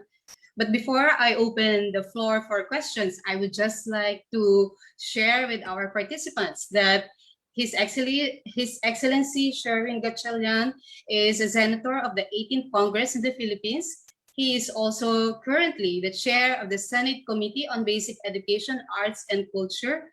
And under his leadership, the Alternative Learning System Act was passed just recently in January 2021, and for which he worked very closely with ENET Philippines in making this possible. So thank you very much, Senator, for that. And if that is not enough, Senator Gatchalian is now working on passing the bill, this time for the bill on inclusive education for learners with disabilities. Okay, so thanks for your time, and I would like to open the floor for questions. If you would like to ask His Excellency Senator Gatchalian a question or perhaps a comment, please raise your hand. Okay, so now I see Enam Hok. He's from the Campaign for Popular Education, Bangladesh. So Enam, the floor is yours. First of all, thank you, Mr. Senator. It was nice listening to you, and we appreciate the initiative taken under your leadership, and that is really addressing some of the issues related to marginalization and building back better. So thank you so much. While listening to you, we find that you have reallocated resources towards learning achievements and towards self-learning, promoting self-learning. So what would be some of the challenges for the most marginalized? Because we know many of the most marginalized are first generation learners. So, and they need some kind of support for self-learning. So I was, when I was listening to you, I was thinking of those people that what are the key challenges you think we need to address when considering that kind of initiative. Thank you so much. Thank you for that question, KM, and that's a very important question indeed. The biggest challenge, and I can see that Ma'am Flora is here with us, the biggest challenge is really transitioning from our traditional face-to-face classes to distance learning. Because in many surveys, including from our communication department, 80%, more than 80% of our learners have access to the internet. So even though we want to transfer as quick as possible, it took us time because the modality to transition into distance learning was to print those modules. And to print those modules takes a lot of physical man hours. Number one, to design and to draft those modules. Number two, to print modules to be given out to 23 million students. And number three is to make sure that those modules are well written and can be easily absorbed by our students. It's really a feat. And to be honest about it, and Ma'am Flora knows this, we had to move school year last year actually twice in order to make sure that the modules were printed. So in short, we had to make sure that there are amounts, there are budget allocated. And well, I would say it's a little bit sad that we took it out from some amounts, for example, in building classrooms, and we moved it into printing of modules. But the thought process there, KM, is because we're not going to need physical classrooms. Well, we didn't need it last year, and we will not need it this year. So that amount will be used to print modules and also buy computer equipment, because a lot of our teachers are not equipped with in terms of computer and the internet. So those two were the biggest rechanneling of resources. Okay, thanks for that response, Senator. I see May Cinco's hand. May Cinco, as you know, is the National Coordinator of ENET Philippines. So May, the floor is yours. Yes, good afternoon, Senator Win Gatchalian. We thank you for your untiring efforts really to pass the Alternative Learning System Act. So it will really serve the 24 million Filipinos missing an education to give them a second chance to continue learning and finish basic education. As we know, Senator Sherwin, ALS is one of the under-resourced program in our Department of Education. You know it already, of course. With the passing of this ALS Act now, how can we make sure that the financing for the ALS could be secured? Thank you, our dear Senator. Ma'am May, that's another excellent question. In fact, in crafting the budget, it's always a tug of war because we have very limited resources. In fact, to be honest about it, 2021, there was a threat of budget either stay the same or go lower. But with our senators, they deemed it to increase it by a little bit, by 9%, just to make sure that budget still, education still receives a substantial amount. So the dimension of ALS right now has changed under COVID. And it's quite difficult now, no, because a lot of our learners, ALS learners, really need that face-to-face approach. And it's also quite difficult to reach them out right now because a lot of our ALS learners are also from the lower margins of our society. So internet is not present, gadgets are not present. So the way to reach them is also through physical modules. And that's what we have allocated to ALS to make sure that they have that printed modules. But unfortunately, the ALS law will not be fully implemented this year because of lack of budget also, no? Because we allocated to a lot. So we're hoping for the best for next year, no? Because that is truly an important law. And one of the most important features of the law is to build more centers, no? ALS centers or learning centers. So in this case, I think this year that will not happen, but next year that will happen. But definitely this year, the materials for the modules for ALS learners will be there, so they can still continue to learn. Can I just make a follow-up, Senator? Just one short follow-up.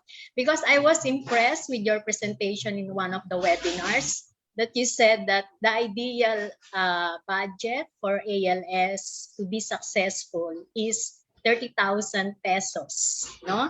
Just to make it successful. But right now, I think the average we have is 5,000 per learner. So what is your basis of that ideal amount of 30,000 pesos per learner? And could we achieve it? What would be the contribution of civil society organization and of course our government? Thank you. Good question, ma'am. It's a challenge, to be honest about it. From 5,000 to 30,000, it's a big challenge. And my basis there was to look at because we need more instructional managers. We need more teachers for ALS. The backlog there is tremendous. And in order to satisfy the minimum requirement of instructional managers and teachers, we computed the budget needed, and it came out around 30,000 per student.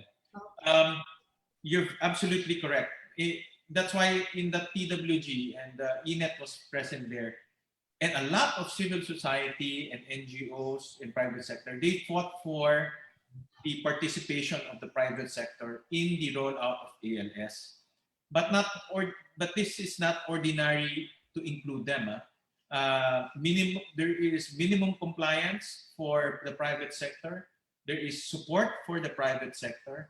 And the private sector now will be an integral component for the ALS. Before, kasi the private sector, you have to get a permit. It's very difficult. That's right. But in the law, we made it very minimum. As long as you comply with minimum standards, you can already launch your ALS program, because we want the private sector to be part of the ALS program. Thank you very much. And again, thank you for all the support for making our education inclusive and equitable. Thank you, Senator Sherwin Gatchalian. Thank you, Thea. Okay, thank you, May. And one last question, if it's possible. Colleagues, do you have one last question? And I promise this will be one last question for Senator Gatchalian. Okay, I don't see any hand raised. Senator Gatchalian, you mentioned that the private sector will be part of the delivery of ALS, and we hope that there will be regulatory framework in terms of, involving the private sector, because we know that ALS is really for marginalized learners who are not able to finish their schooling, right? So we look forward to a dialogue on how to engage the private sector in ALS and how to make sure that there's regulatory framework as well. Thea, just to add to that, there are many studies. In fact, in our hearing, it came out that the passing rate, the number of students passing the equivalency examination, the passing rate for private sector-led ALS is higher than government. Mm-hmm. Unfortunately, unfortunately for government. And that's because I noticed that the private sector has passion when they teach their students. I talk to ALS implementers who are religious-based, ALS implementers who are NGOs. One thing in common about them is they're teaching this because they want to help. It's not a job for them. In fact, they're not getting paid. It's not a job for them, but it's their social movement. It's their social responsibility to make sure that everyone learns, everyone is given a second chance if necessary, and they will pass. Importante, they will pass. So that's why we want to employ the support of the private sector. Okay, thanks. And I think you mean private sector includes also civil society organizations. Is that right, Senator? Yes. When they say private sector, that includes civil society, NGOs, religious organizations, actually. We have a lot of ALS implementers that are religious-based, and that's fine. No, religion doesn't have anything to do with how ALS is being delivered, but it became a social responsibility of the religious group to make sure that they also contribute to the educational needs or education needs of our constituents. Okay, maraming salamat. Thank you so much, Senator Gatchalian, for your excellent presentation and for taking time to be with us in this ASBE policy forum. Maraming salamat po. Okay, now after that very inspiring presentation, we now discuss, or we now have our colleague from the Global Partnership for Education, and we know the GPE, or Global Partnership for Education, is the largest global fund dedicated to transforming education in lower income countries. And it is unique in the sense that it is multi-stakeholder partnership. And we know that many national education coalition are in the GPE, in this work of GPE, and we also work with many governments in this initiative. Earlier, we raised our hand, and this is because we want governments and different stakeholders to join us in making sure that governments pledge their education resources or financing for education, and GPE aims to raise at least 5 billion to transform education systems globally. So now we have a partner, GPE as our partner. We have a message from Miss Margarita Focas Licht. She's the chief of the Effective Partnership of GPE. She cannot join us today, but we have her video with us, and I would like us to watch this video. Over to you, Lei. Thank you so much.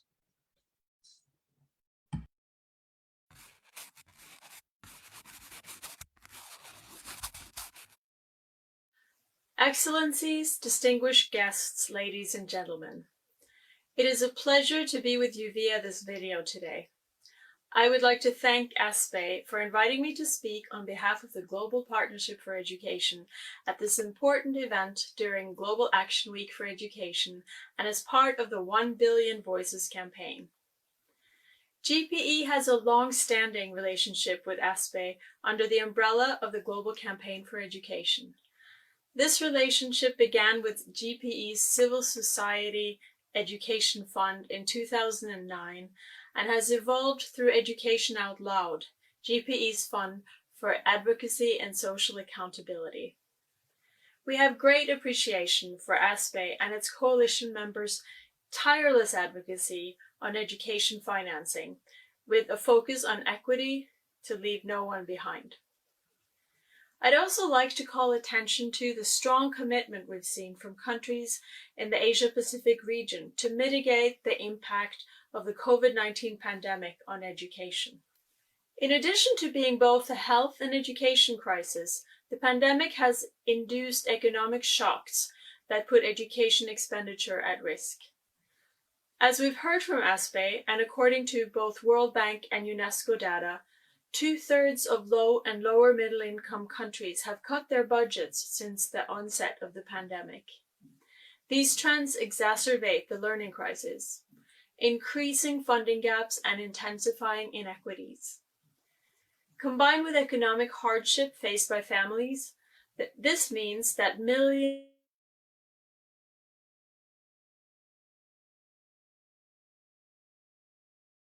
to as much as 63%. UNESCO also estimates that more than 1.2 million girls could drop out of school in the East Asia and Pacific region alone due to COVID-19. Education losses will be significant across the globe if we do not take action. We cannot afford to jeopardize education investment for a whole generation and risk leaving the most marginalized behind. Through GPE's financing campaign, Raise Your Hand, we are working with partners to ensure education financing is a top priority for global leaders. The campaign's overarching objective is to raise more and better financing for education. A specific campaign goal is to secure at least $5 billion in 5-year donor pledges to the GPE fund. This will enable vital support to partner countries to build strong and resilient education systems. Equally important is the second campaign goal, which aims to ensure domestic education expenditure is prioritized, protected, and increased. We are fortunate to have secured 2 strong co-hosts for the GPE financing campaign, the United Kingdom and Kenya, under the leadership of Prime Minister Johnson and President Kenyatta. The campaign will culminate in a global education summit in London on July 28th and 29th. Although a fully funded GPE will help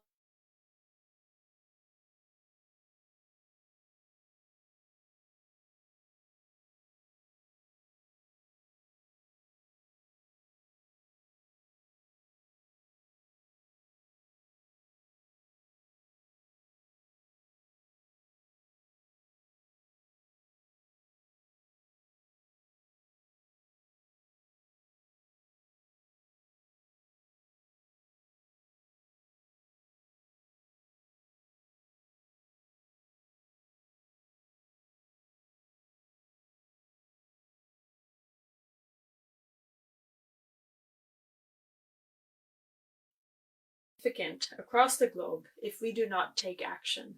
We cannot afford to jeopardize education investment for a whole generation and risk leaving the most marginalized behind.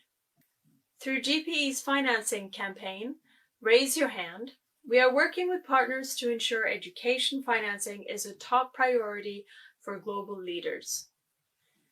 The campaign's overarching objective is to raise more and better financing for education.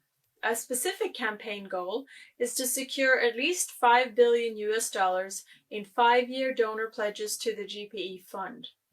This will enable vital support to partner countries to build strong and resilient education systems.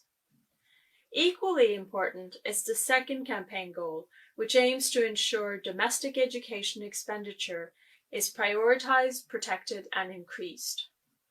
We are fortunate to have secured 2 strong co-hosts for the GPE financing campaign, the United Kingdom and Kenya, under the leadership of Prime Minister Johnson and President Kenyatta.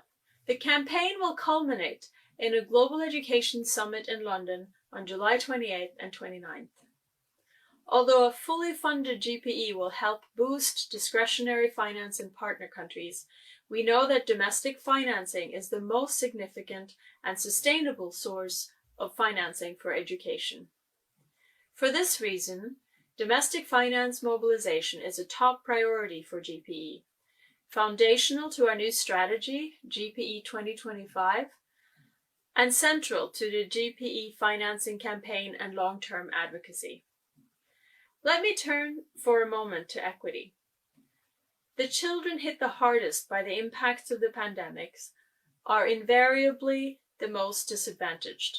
Yet evidence shows that national education sector plans, policies, and budgets often do not prioritize resource allocation to equity strategies.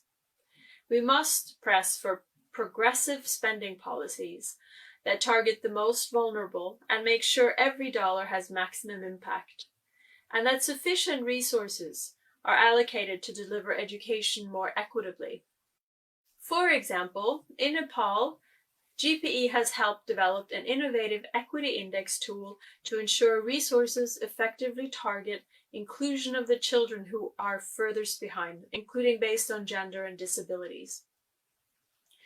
GPE's new operating model, designed to deliver on the ambitions of GPE 2025, emphasizes improved prioritization within sector plans and policy frameworks, with a sharp focus on reforms to benefit the most marginalized. The new operating model also enhances collaboration with and incentives for partner countries to ensure better education financing, focusing not only on volume, but also on efficiency and equity. We will continue to lean into our work on domestic financing to ensure sustained impact of our collective efforts. As part of the GPE financing campaign, we are encouraging partner countries to make commitments to protect domestic finance to pre-COVID levels. This includes asking countries to commit to work towards spending at least 20% of their total public expenditure on education, aligned to the Incheon Declaration with a focus on leaving no one behind. And also making policy commitments on equity and efficiency.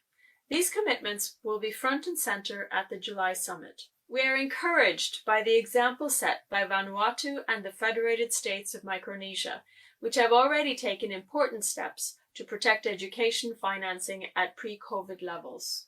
As we lean in to elevate domestic finance to the highest political levels, we are very grateful to President Kenyatta for leading this critical component of the campaign.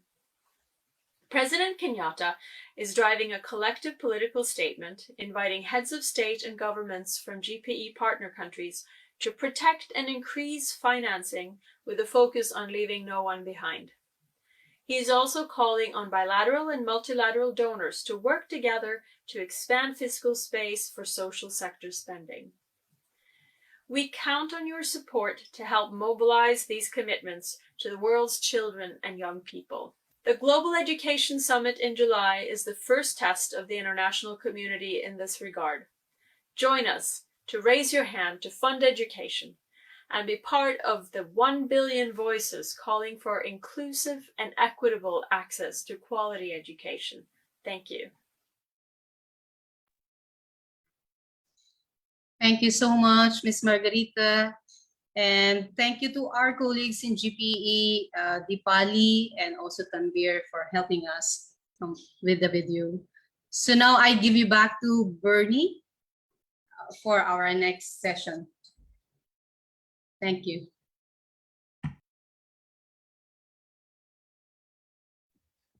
Thank you very much, Theo. I'm just getting rid of a message. Okay, here we are. Look, thank you. Thank you so much. Also repeating Thea's expression of thanks to our colleagues from GPE. I think it's really showing how strongly the collaboration has been between different stakeholders for this important international effort on education financing for the GPE replenishment. And speaking of excellent collaboration, I just want to mention again that GCE, their Global Action Week for this week, it's exciting to know that this event now is the first of a rolling of days. Each day of this week, there will be a series of events in different regions, also promoting important aspects of education financing. So we stand in solidarity with a larger international movement of education under GCE to promote Global Action Week and their broader annual campaign called 1 Billion Voices. Now, look, can I just thank everybody for your patience, because we have gone half an hour over time, but I hope you have found it's been very rewarding and well, uplifting to see this dialogue with some government officials and to get such positive feedback from them. And so without further ado, I'll ask ASPE's Secretary General, Helen Darbu, to make some closing comments. Over to you, Helen. Thank you so much, Bernie. An excellent session. Colleagues, this has been an engaging and enriching event for all of us. And I would like to extend our sincere appreciation to the excellent panel of speakers. Obrigado, Barak, to Honorable Dr. Antonio Guterres from Timor-Leste. Maraming salamat to our Honorable Senator Sherwin Gatchalian from the Philippines. We are equally thankful to the video message sent by our colleague from the Global Partnership for Education, or GPE, particularly Margarita, wherein she emphasized the need for domestic budget for education to be prioritized, protected, and increased. Thank you, Margarita, for that message, and to all GPE staff colleagues who have been working with us in ASBE and the Global Campaign for Education in optimizing the celebration of the Global Action Week for Education to ensure a strong engagement with governments for greater commitment to financing public education systems. Colleagues, there is an urgency here when we in ASBE, in GCE, in GPE, have strongly put into the spotlight the need to protect education budgets and call on governments to progressively increase the share and the size of education budgets against national budgets. UNESCO has noted that COVID-19 pandemic has dealt the most devastating impact to education in its history. That was highlighted in detail in the presentation of Rene. Further, education also is threatened not only by the multiple crises brought about by the COVID-19 pandemic, but also by the other persistent development challenges and other challenges in the region, such as climate change, natural disasters, continuing conflict in the region and elsewhere in the world, worsening rates of poverty and unemployment, the contraction of national economies, and the rise in foreign borrowings by countries.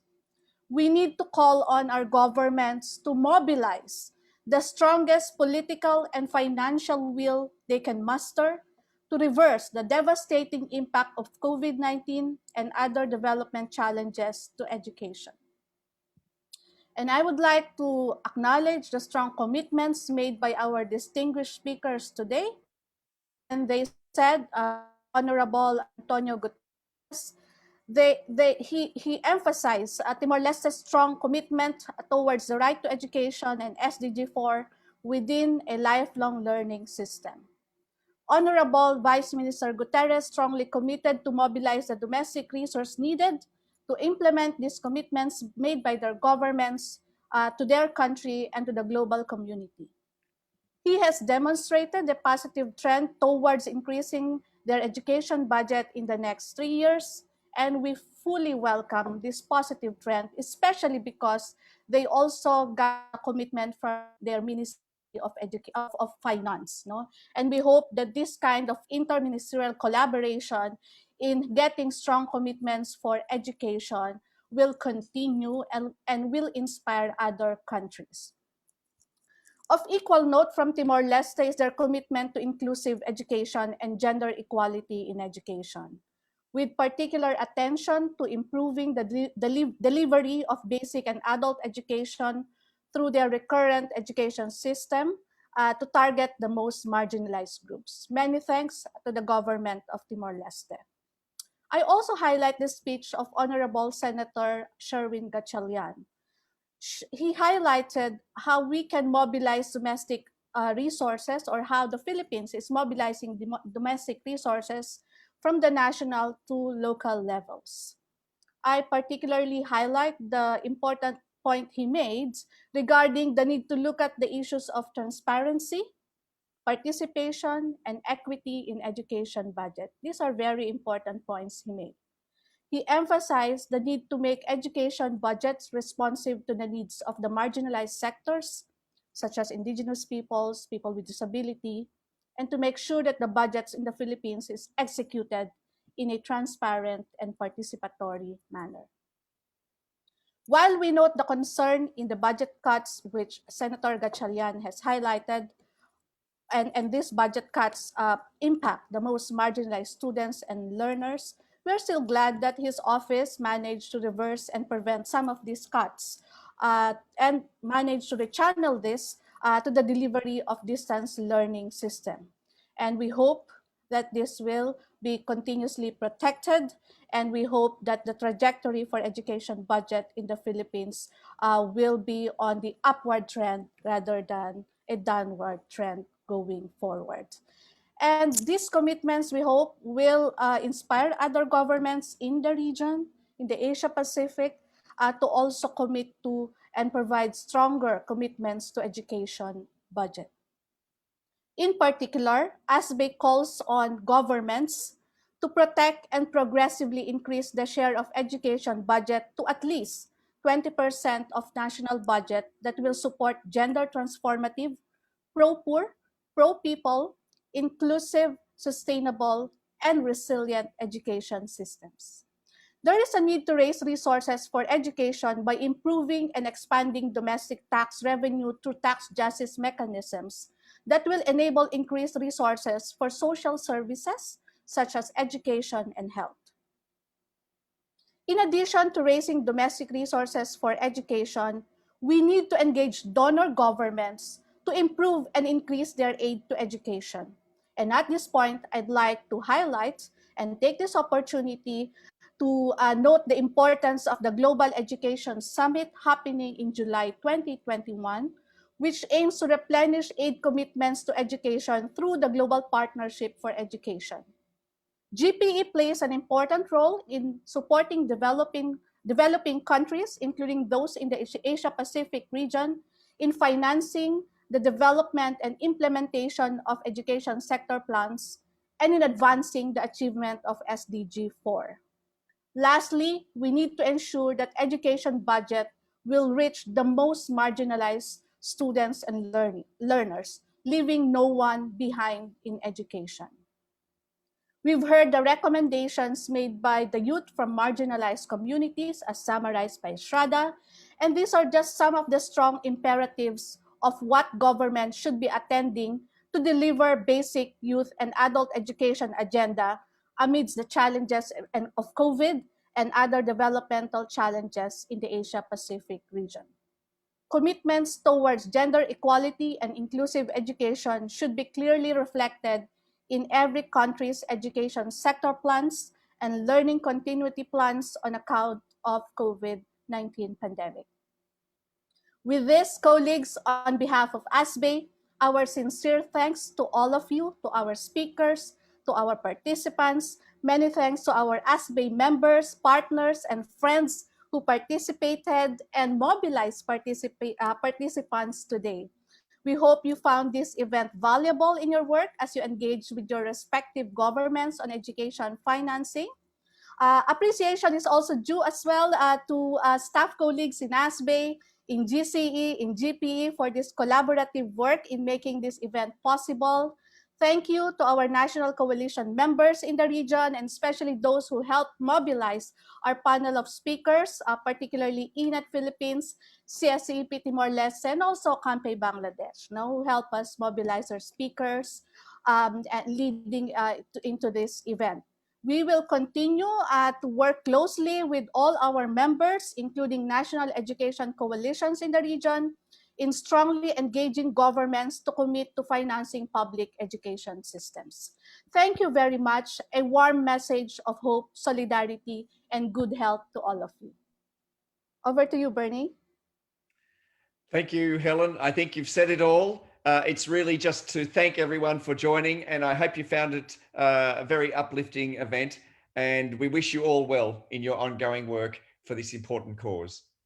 Goodbye, everybody. Farewell. Bye, everyone. Bye-bye. Bye. Bye-bye. Bye-bye. Bye-bye and keep safe. Bye-bye. Keep healthy. Bye-bye. Thank you. Thank you.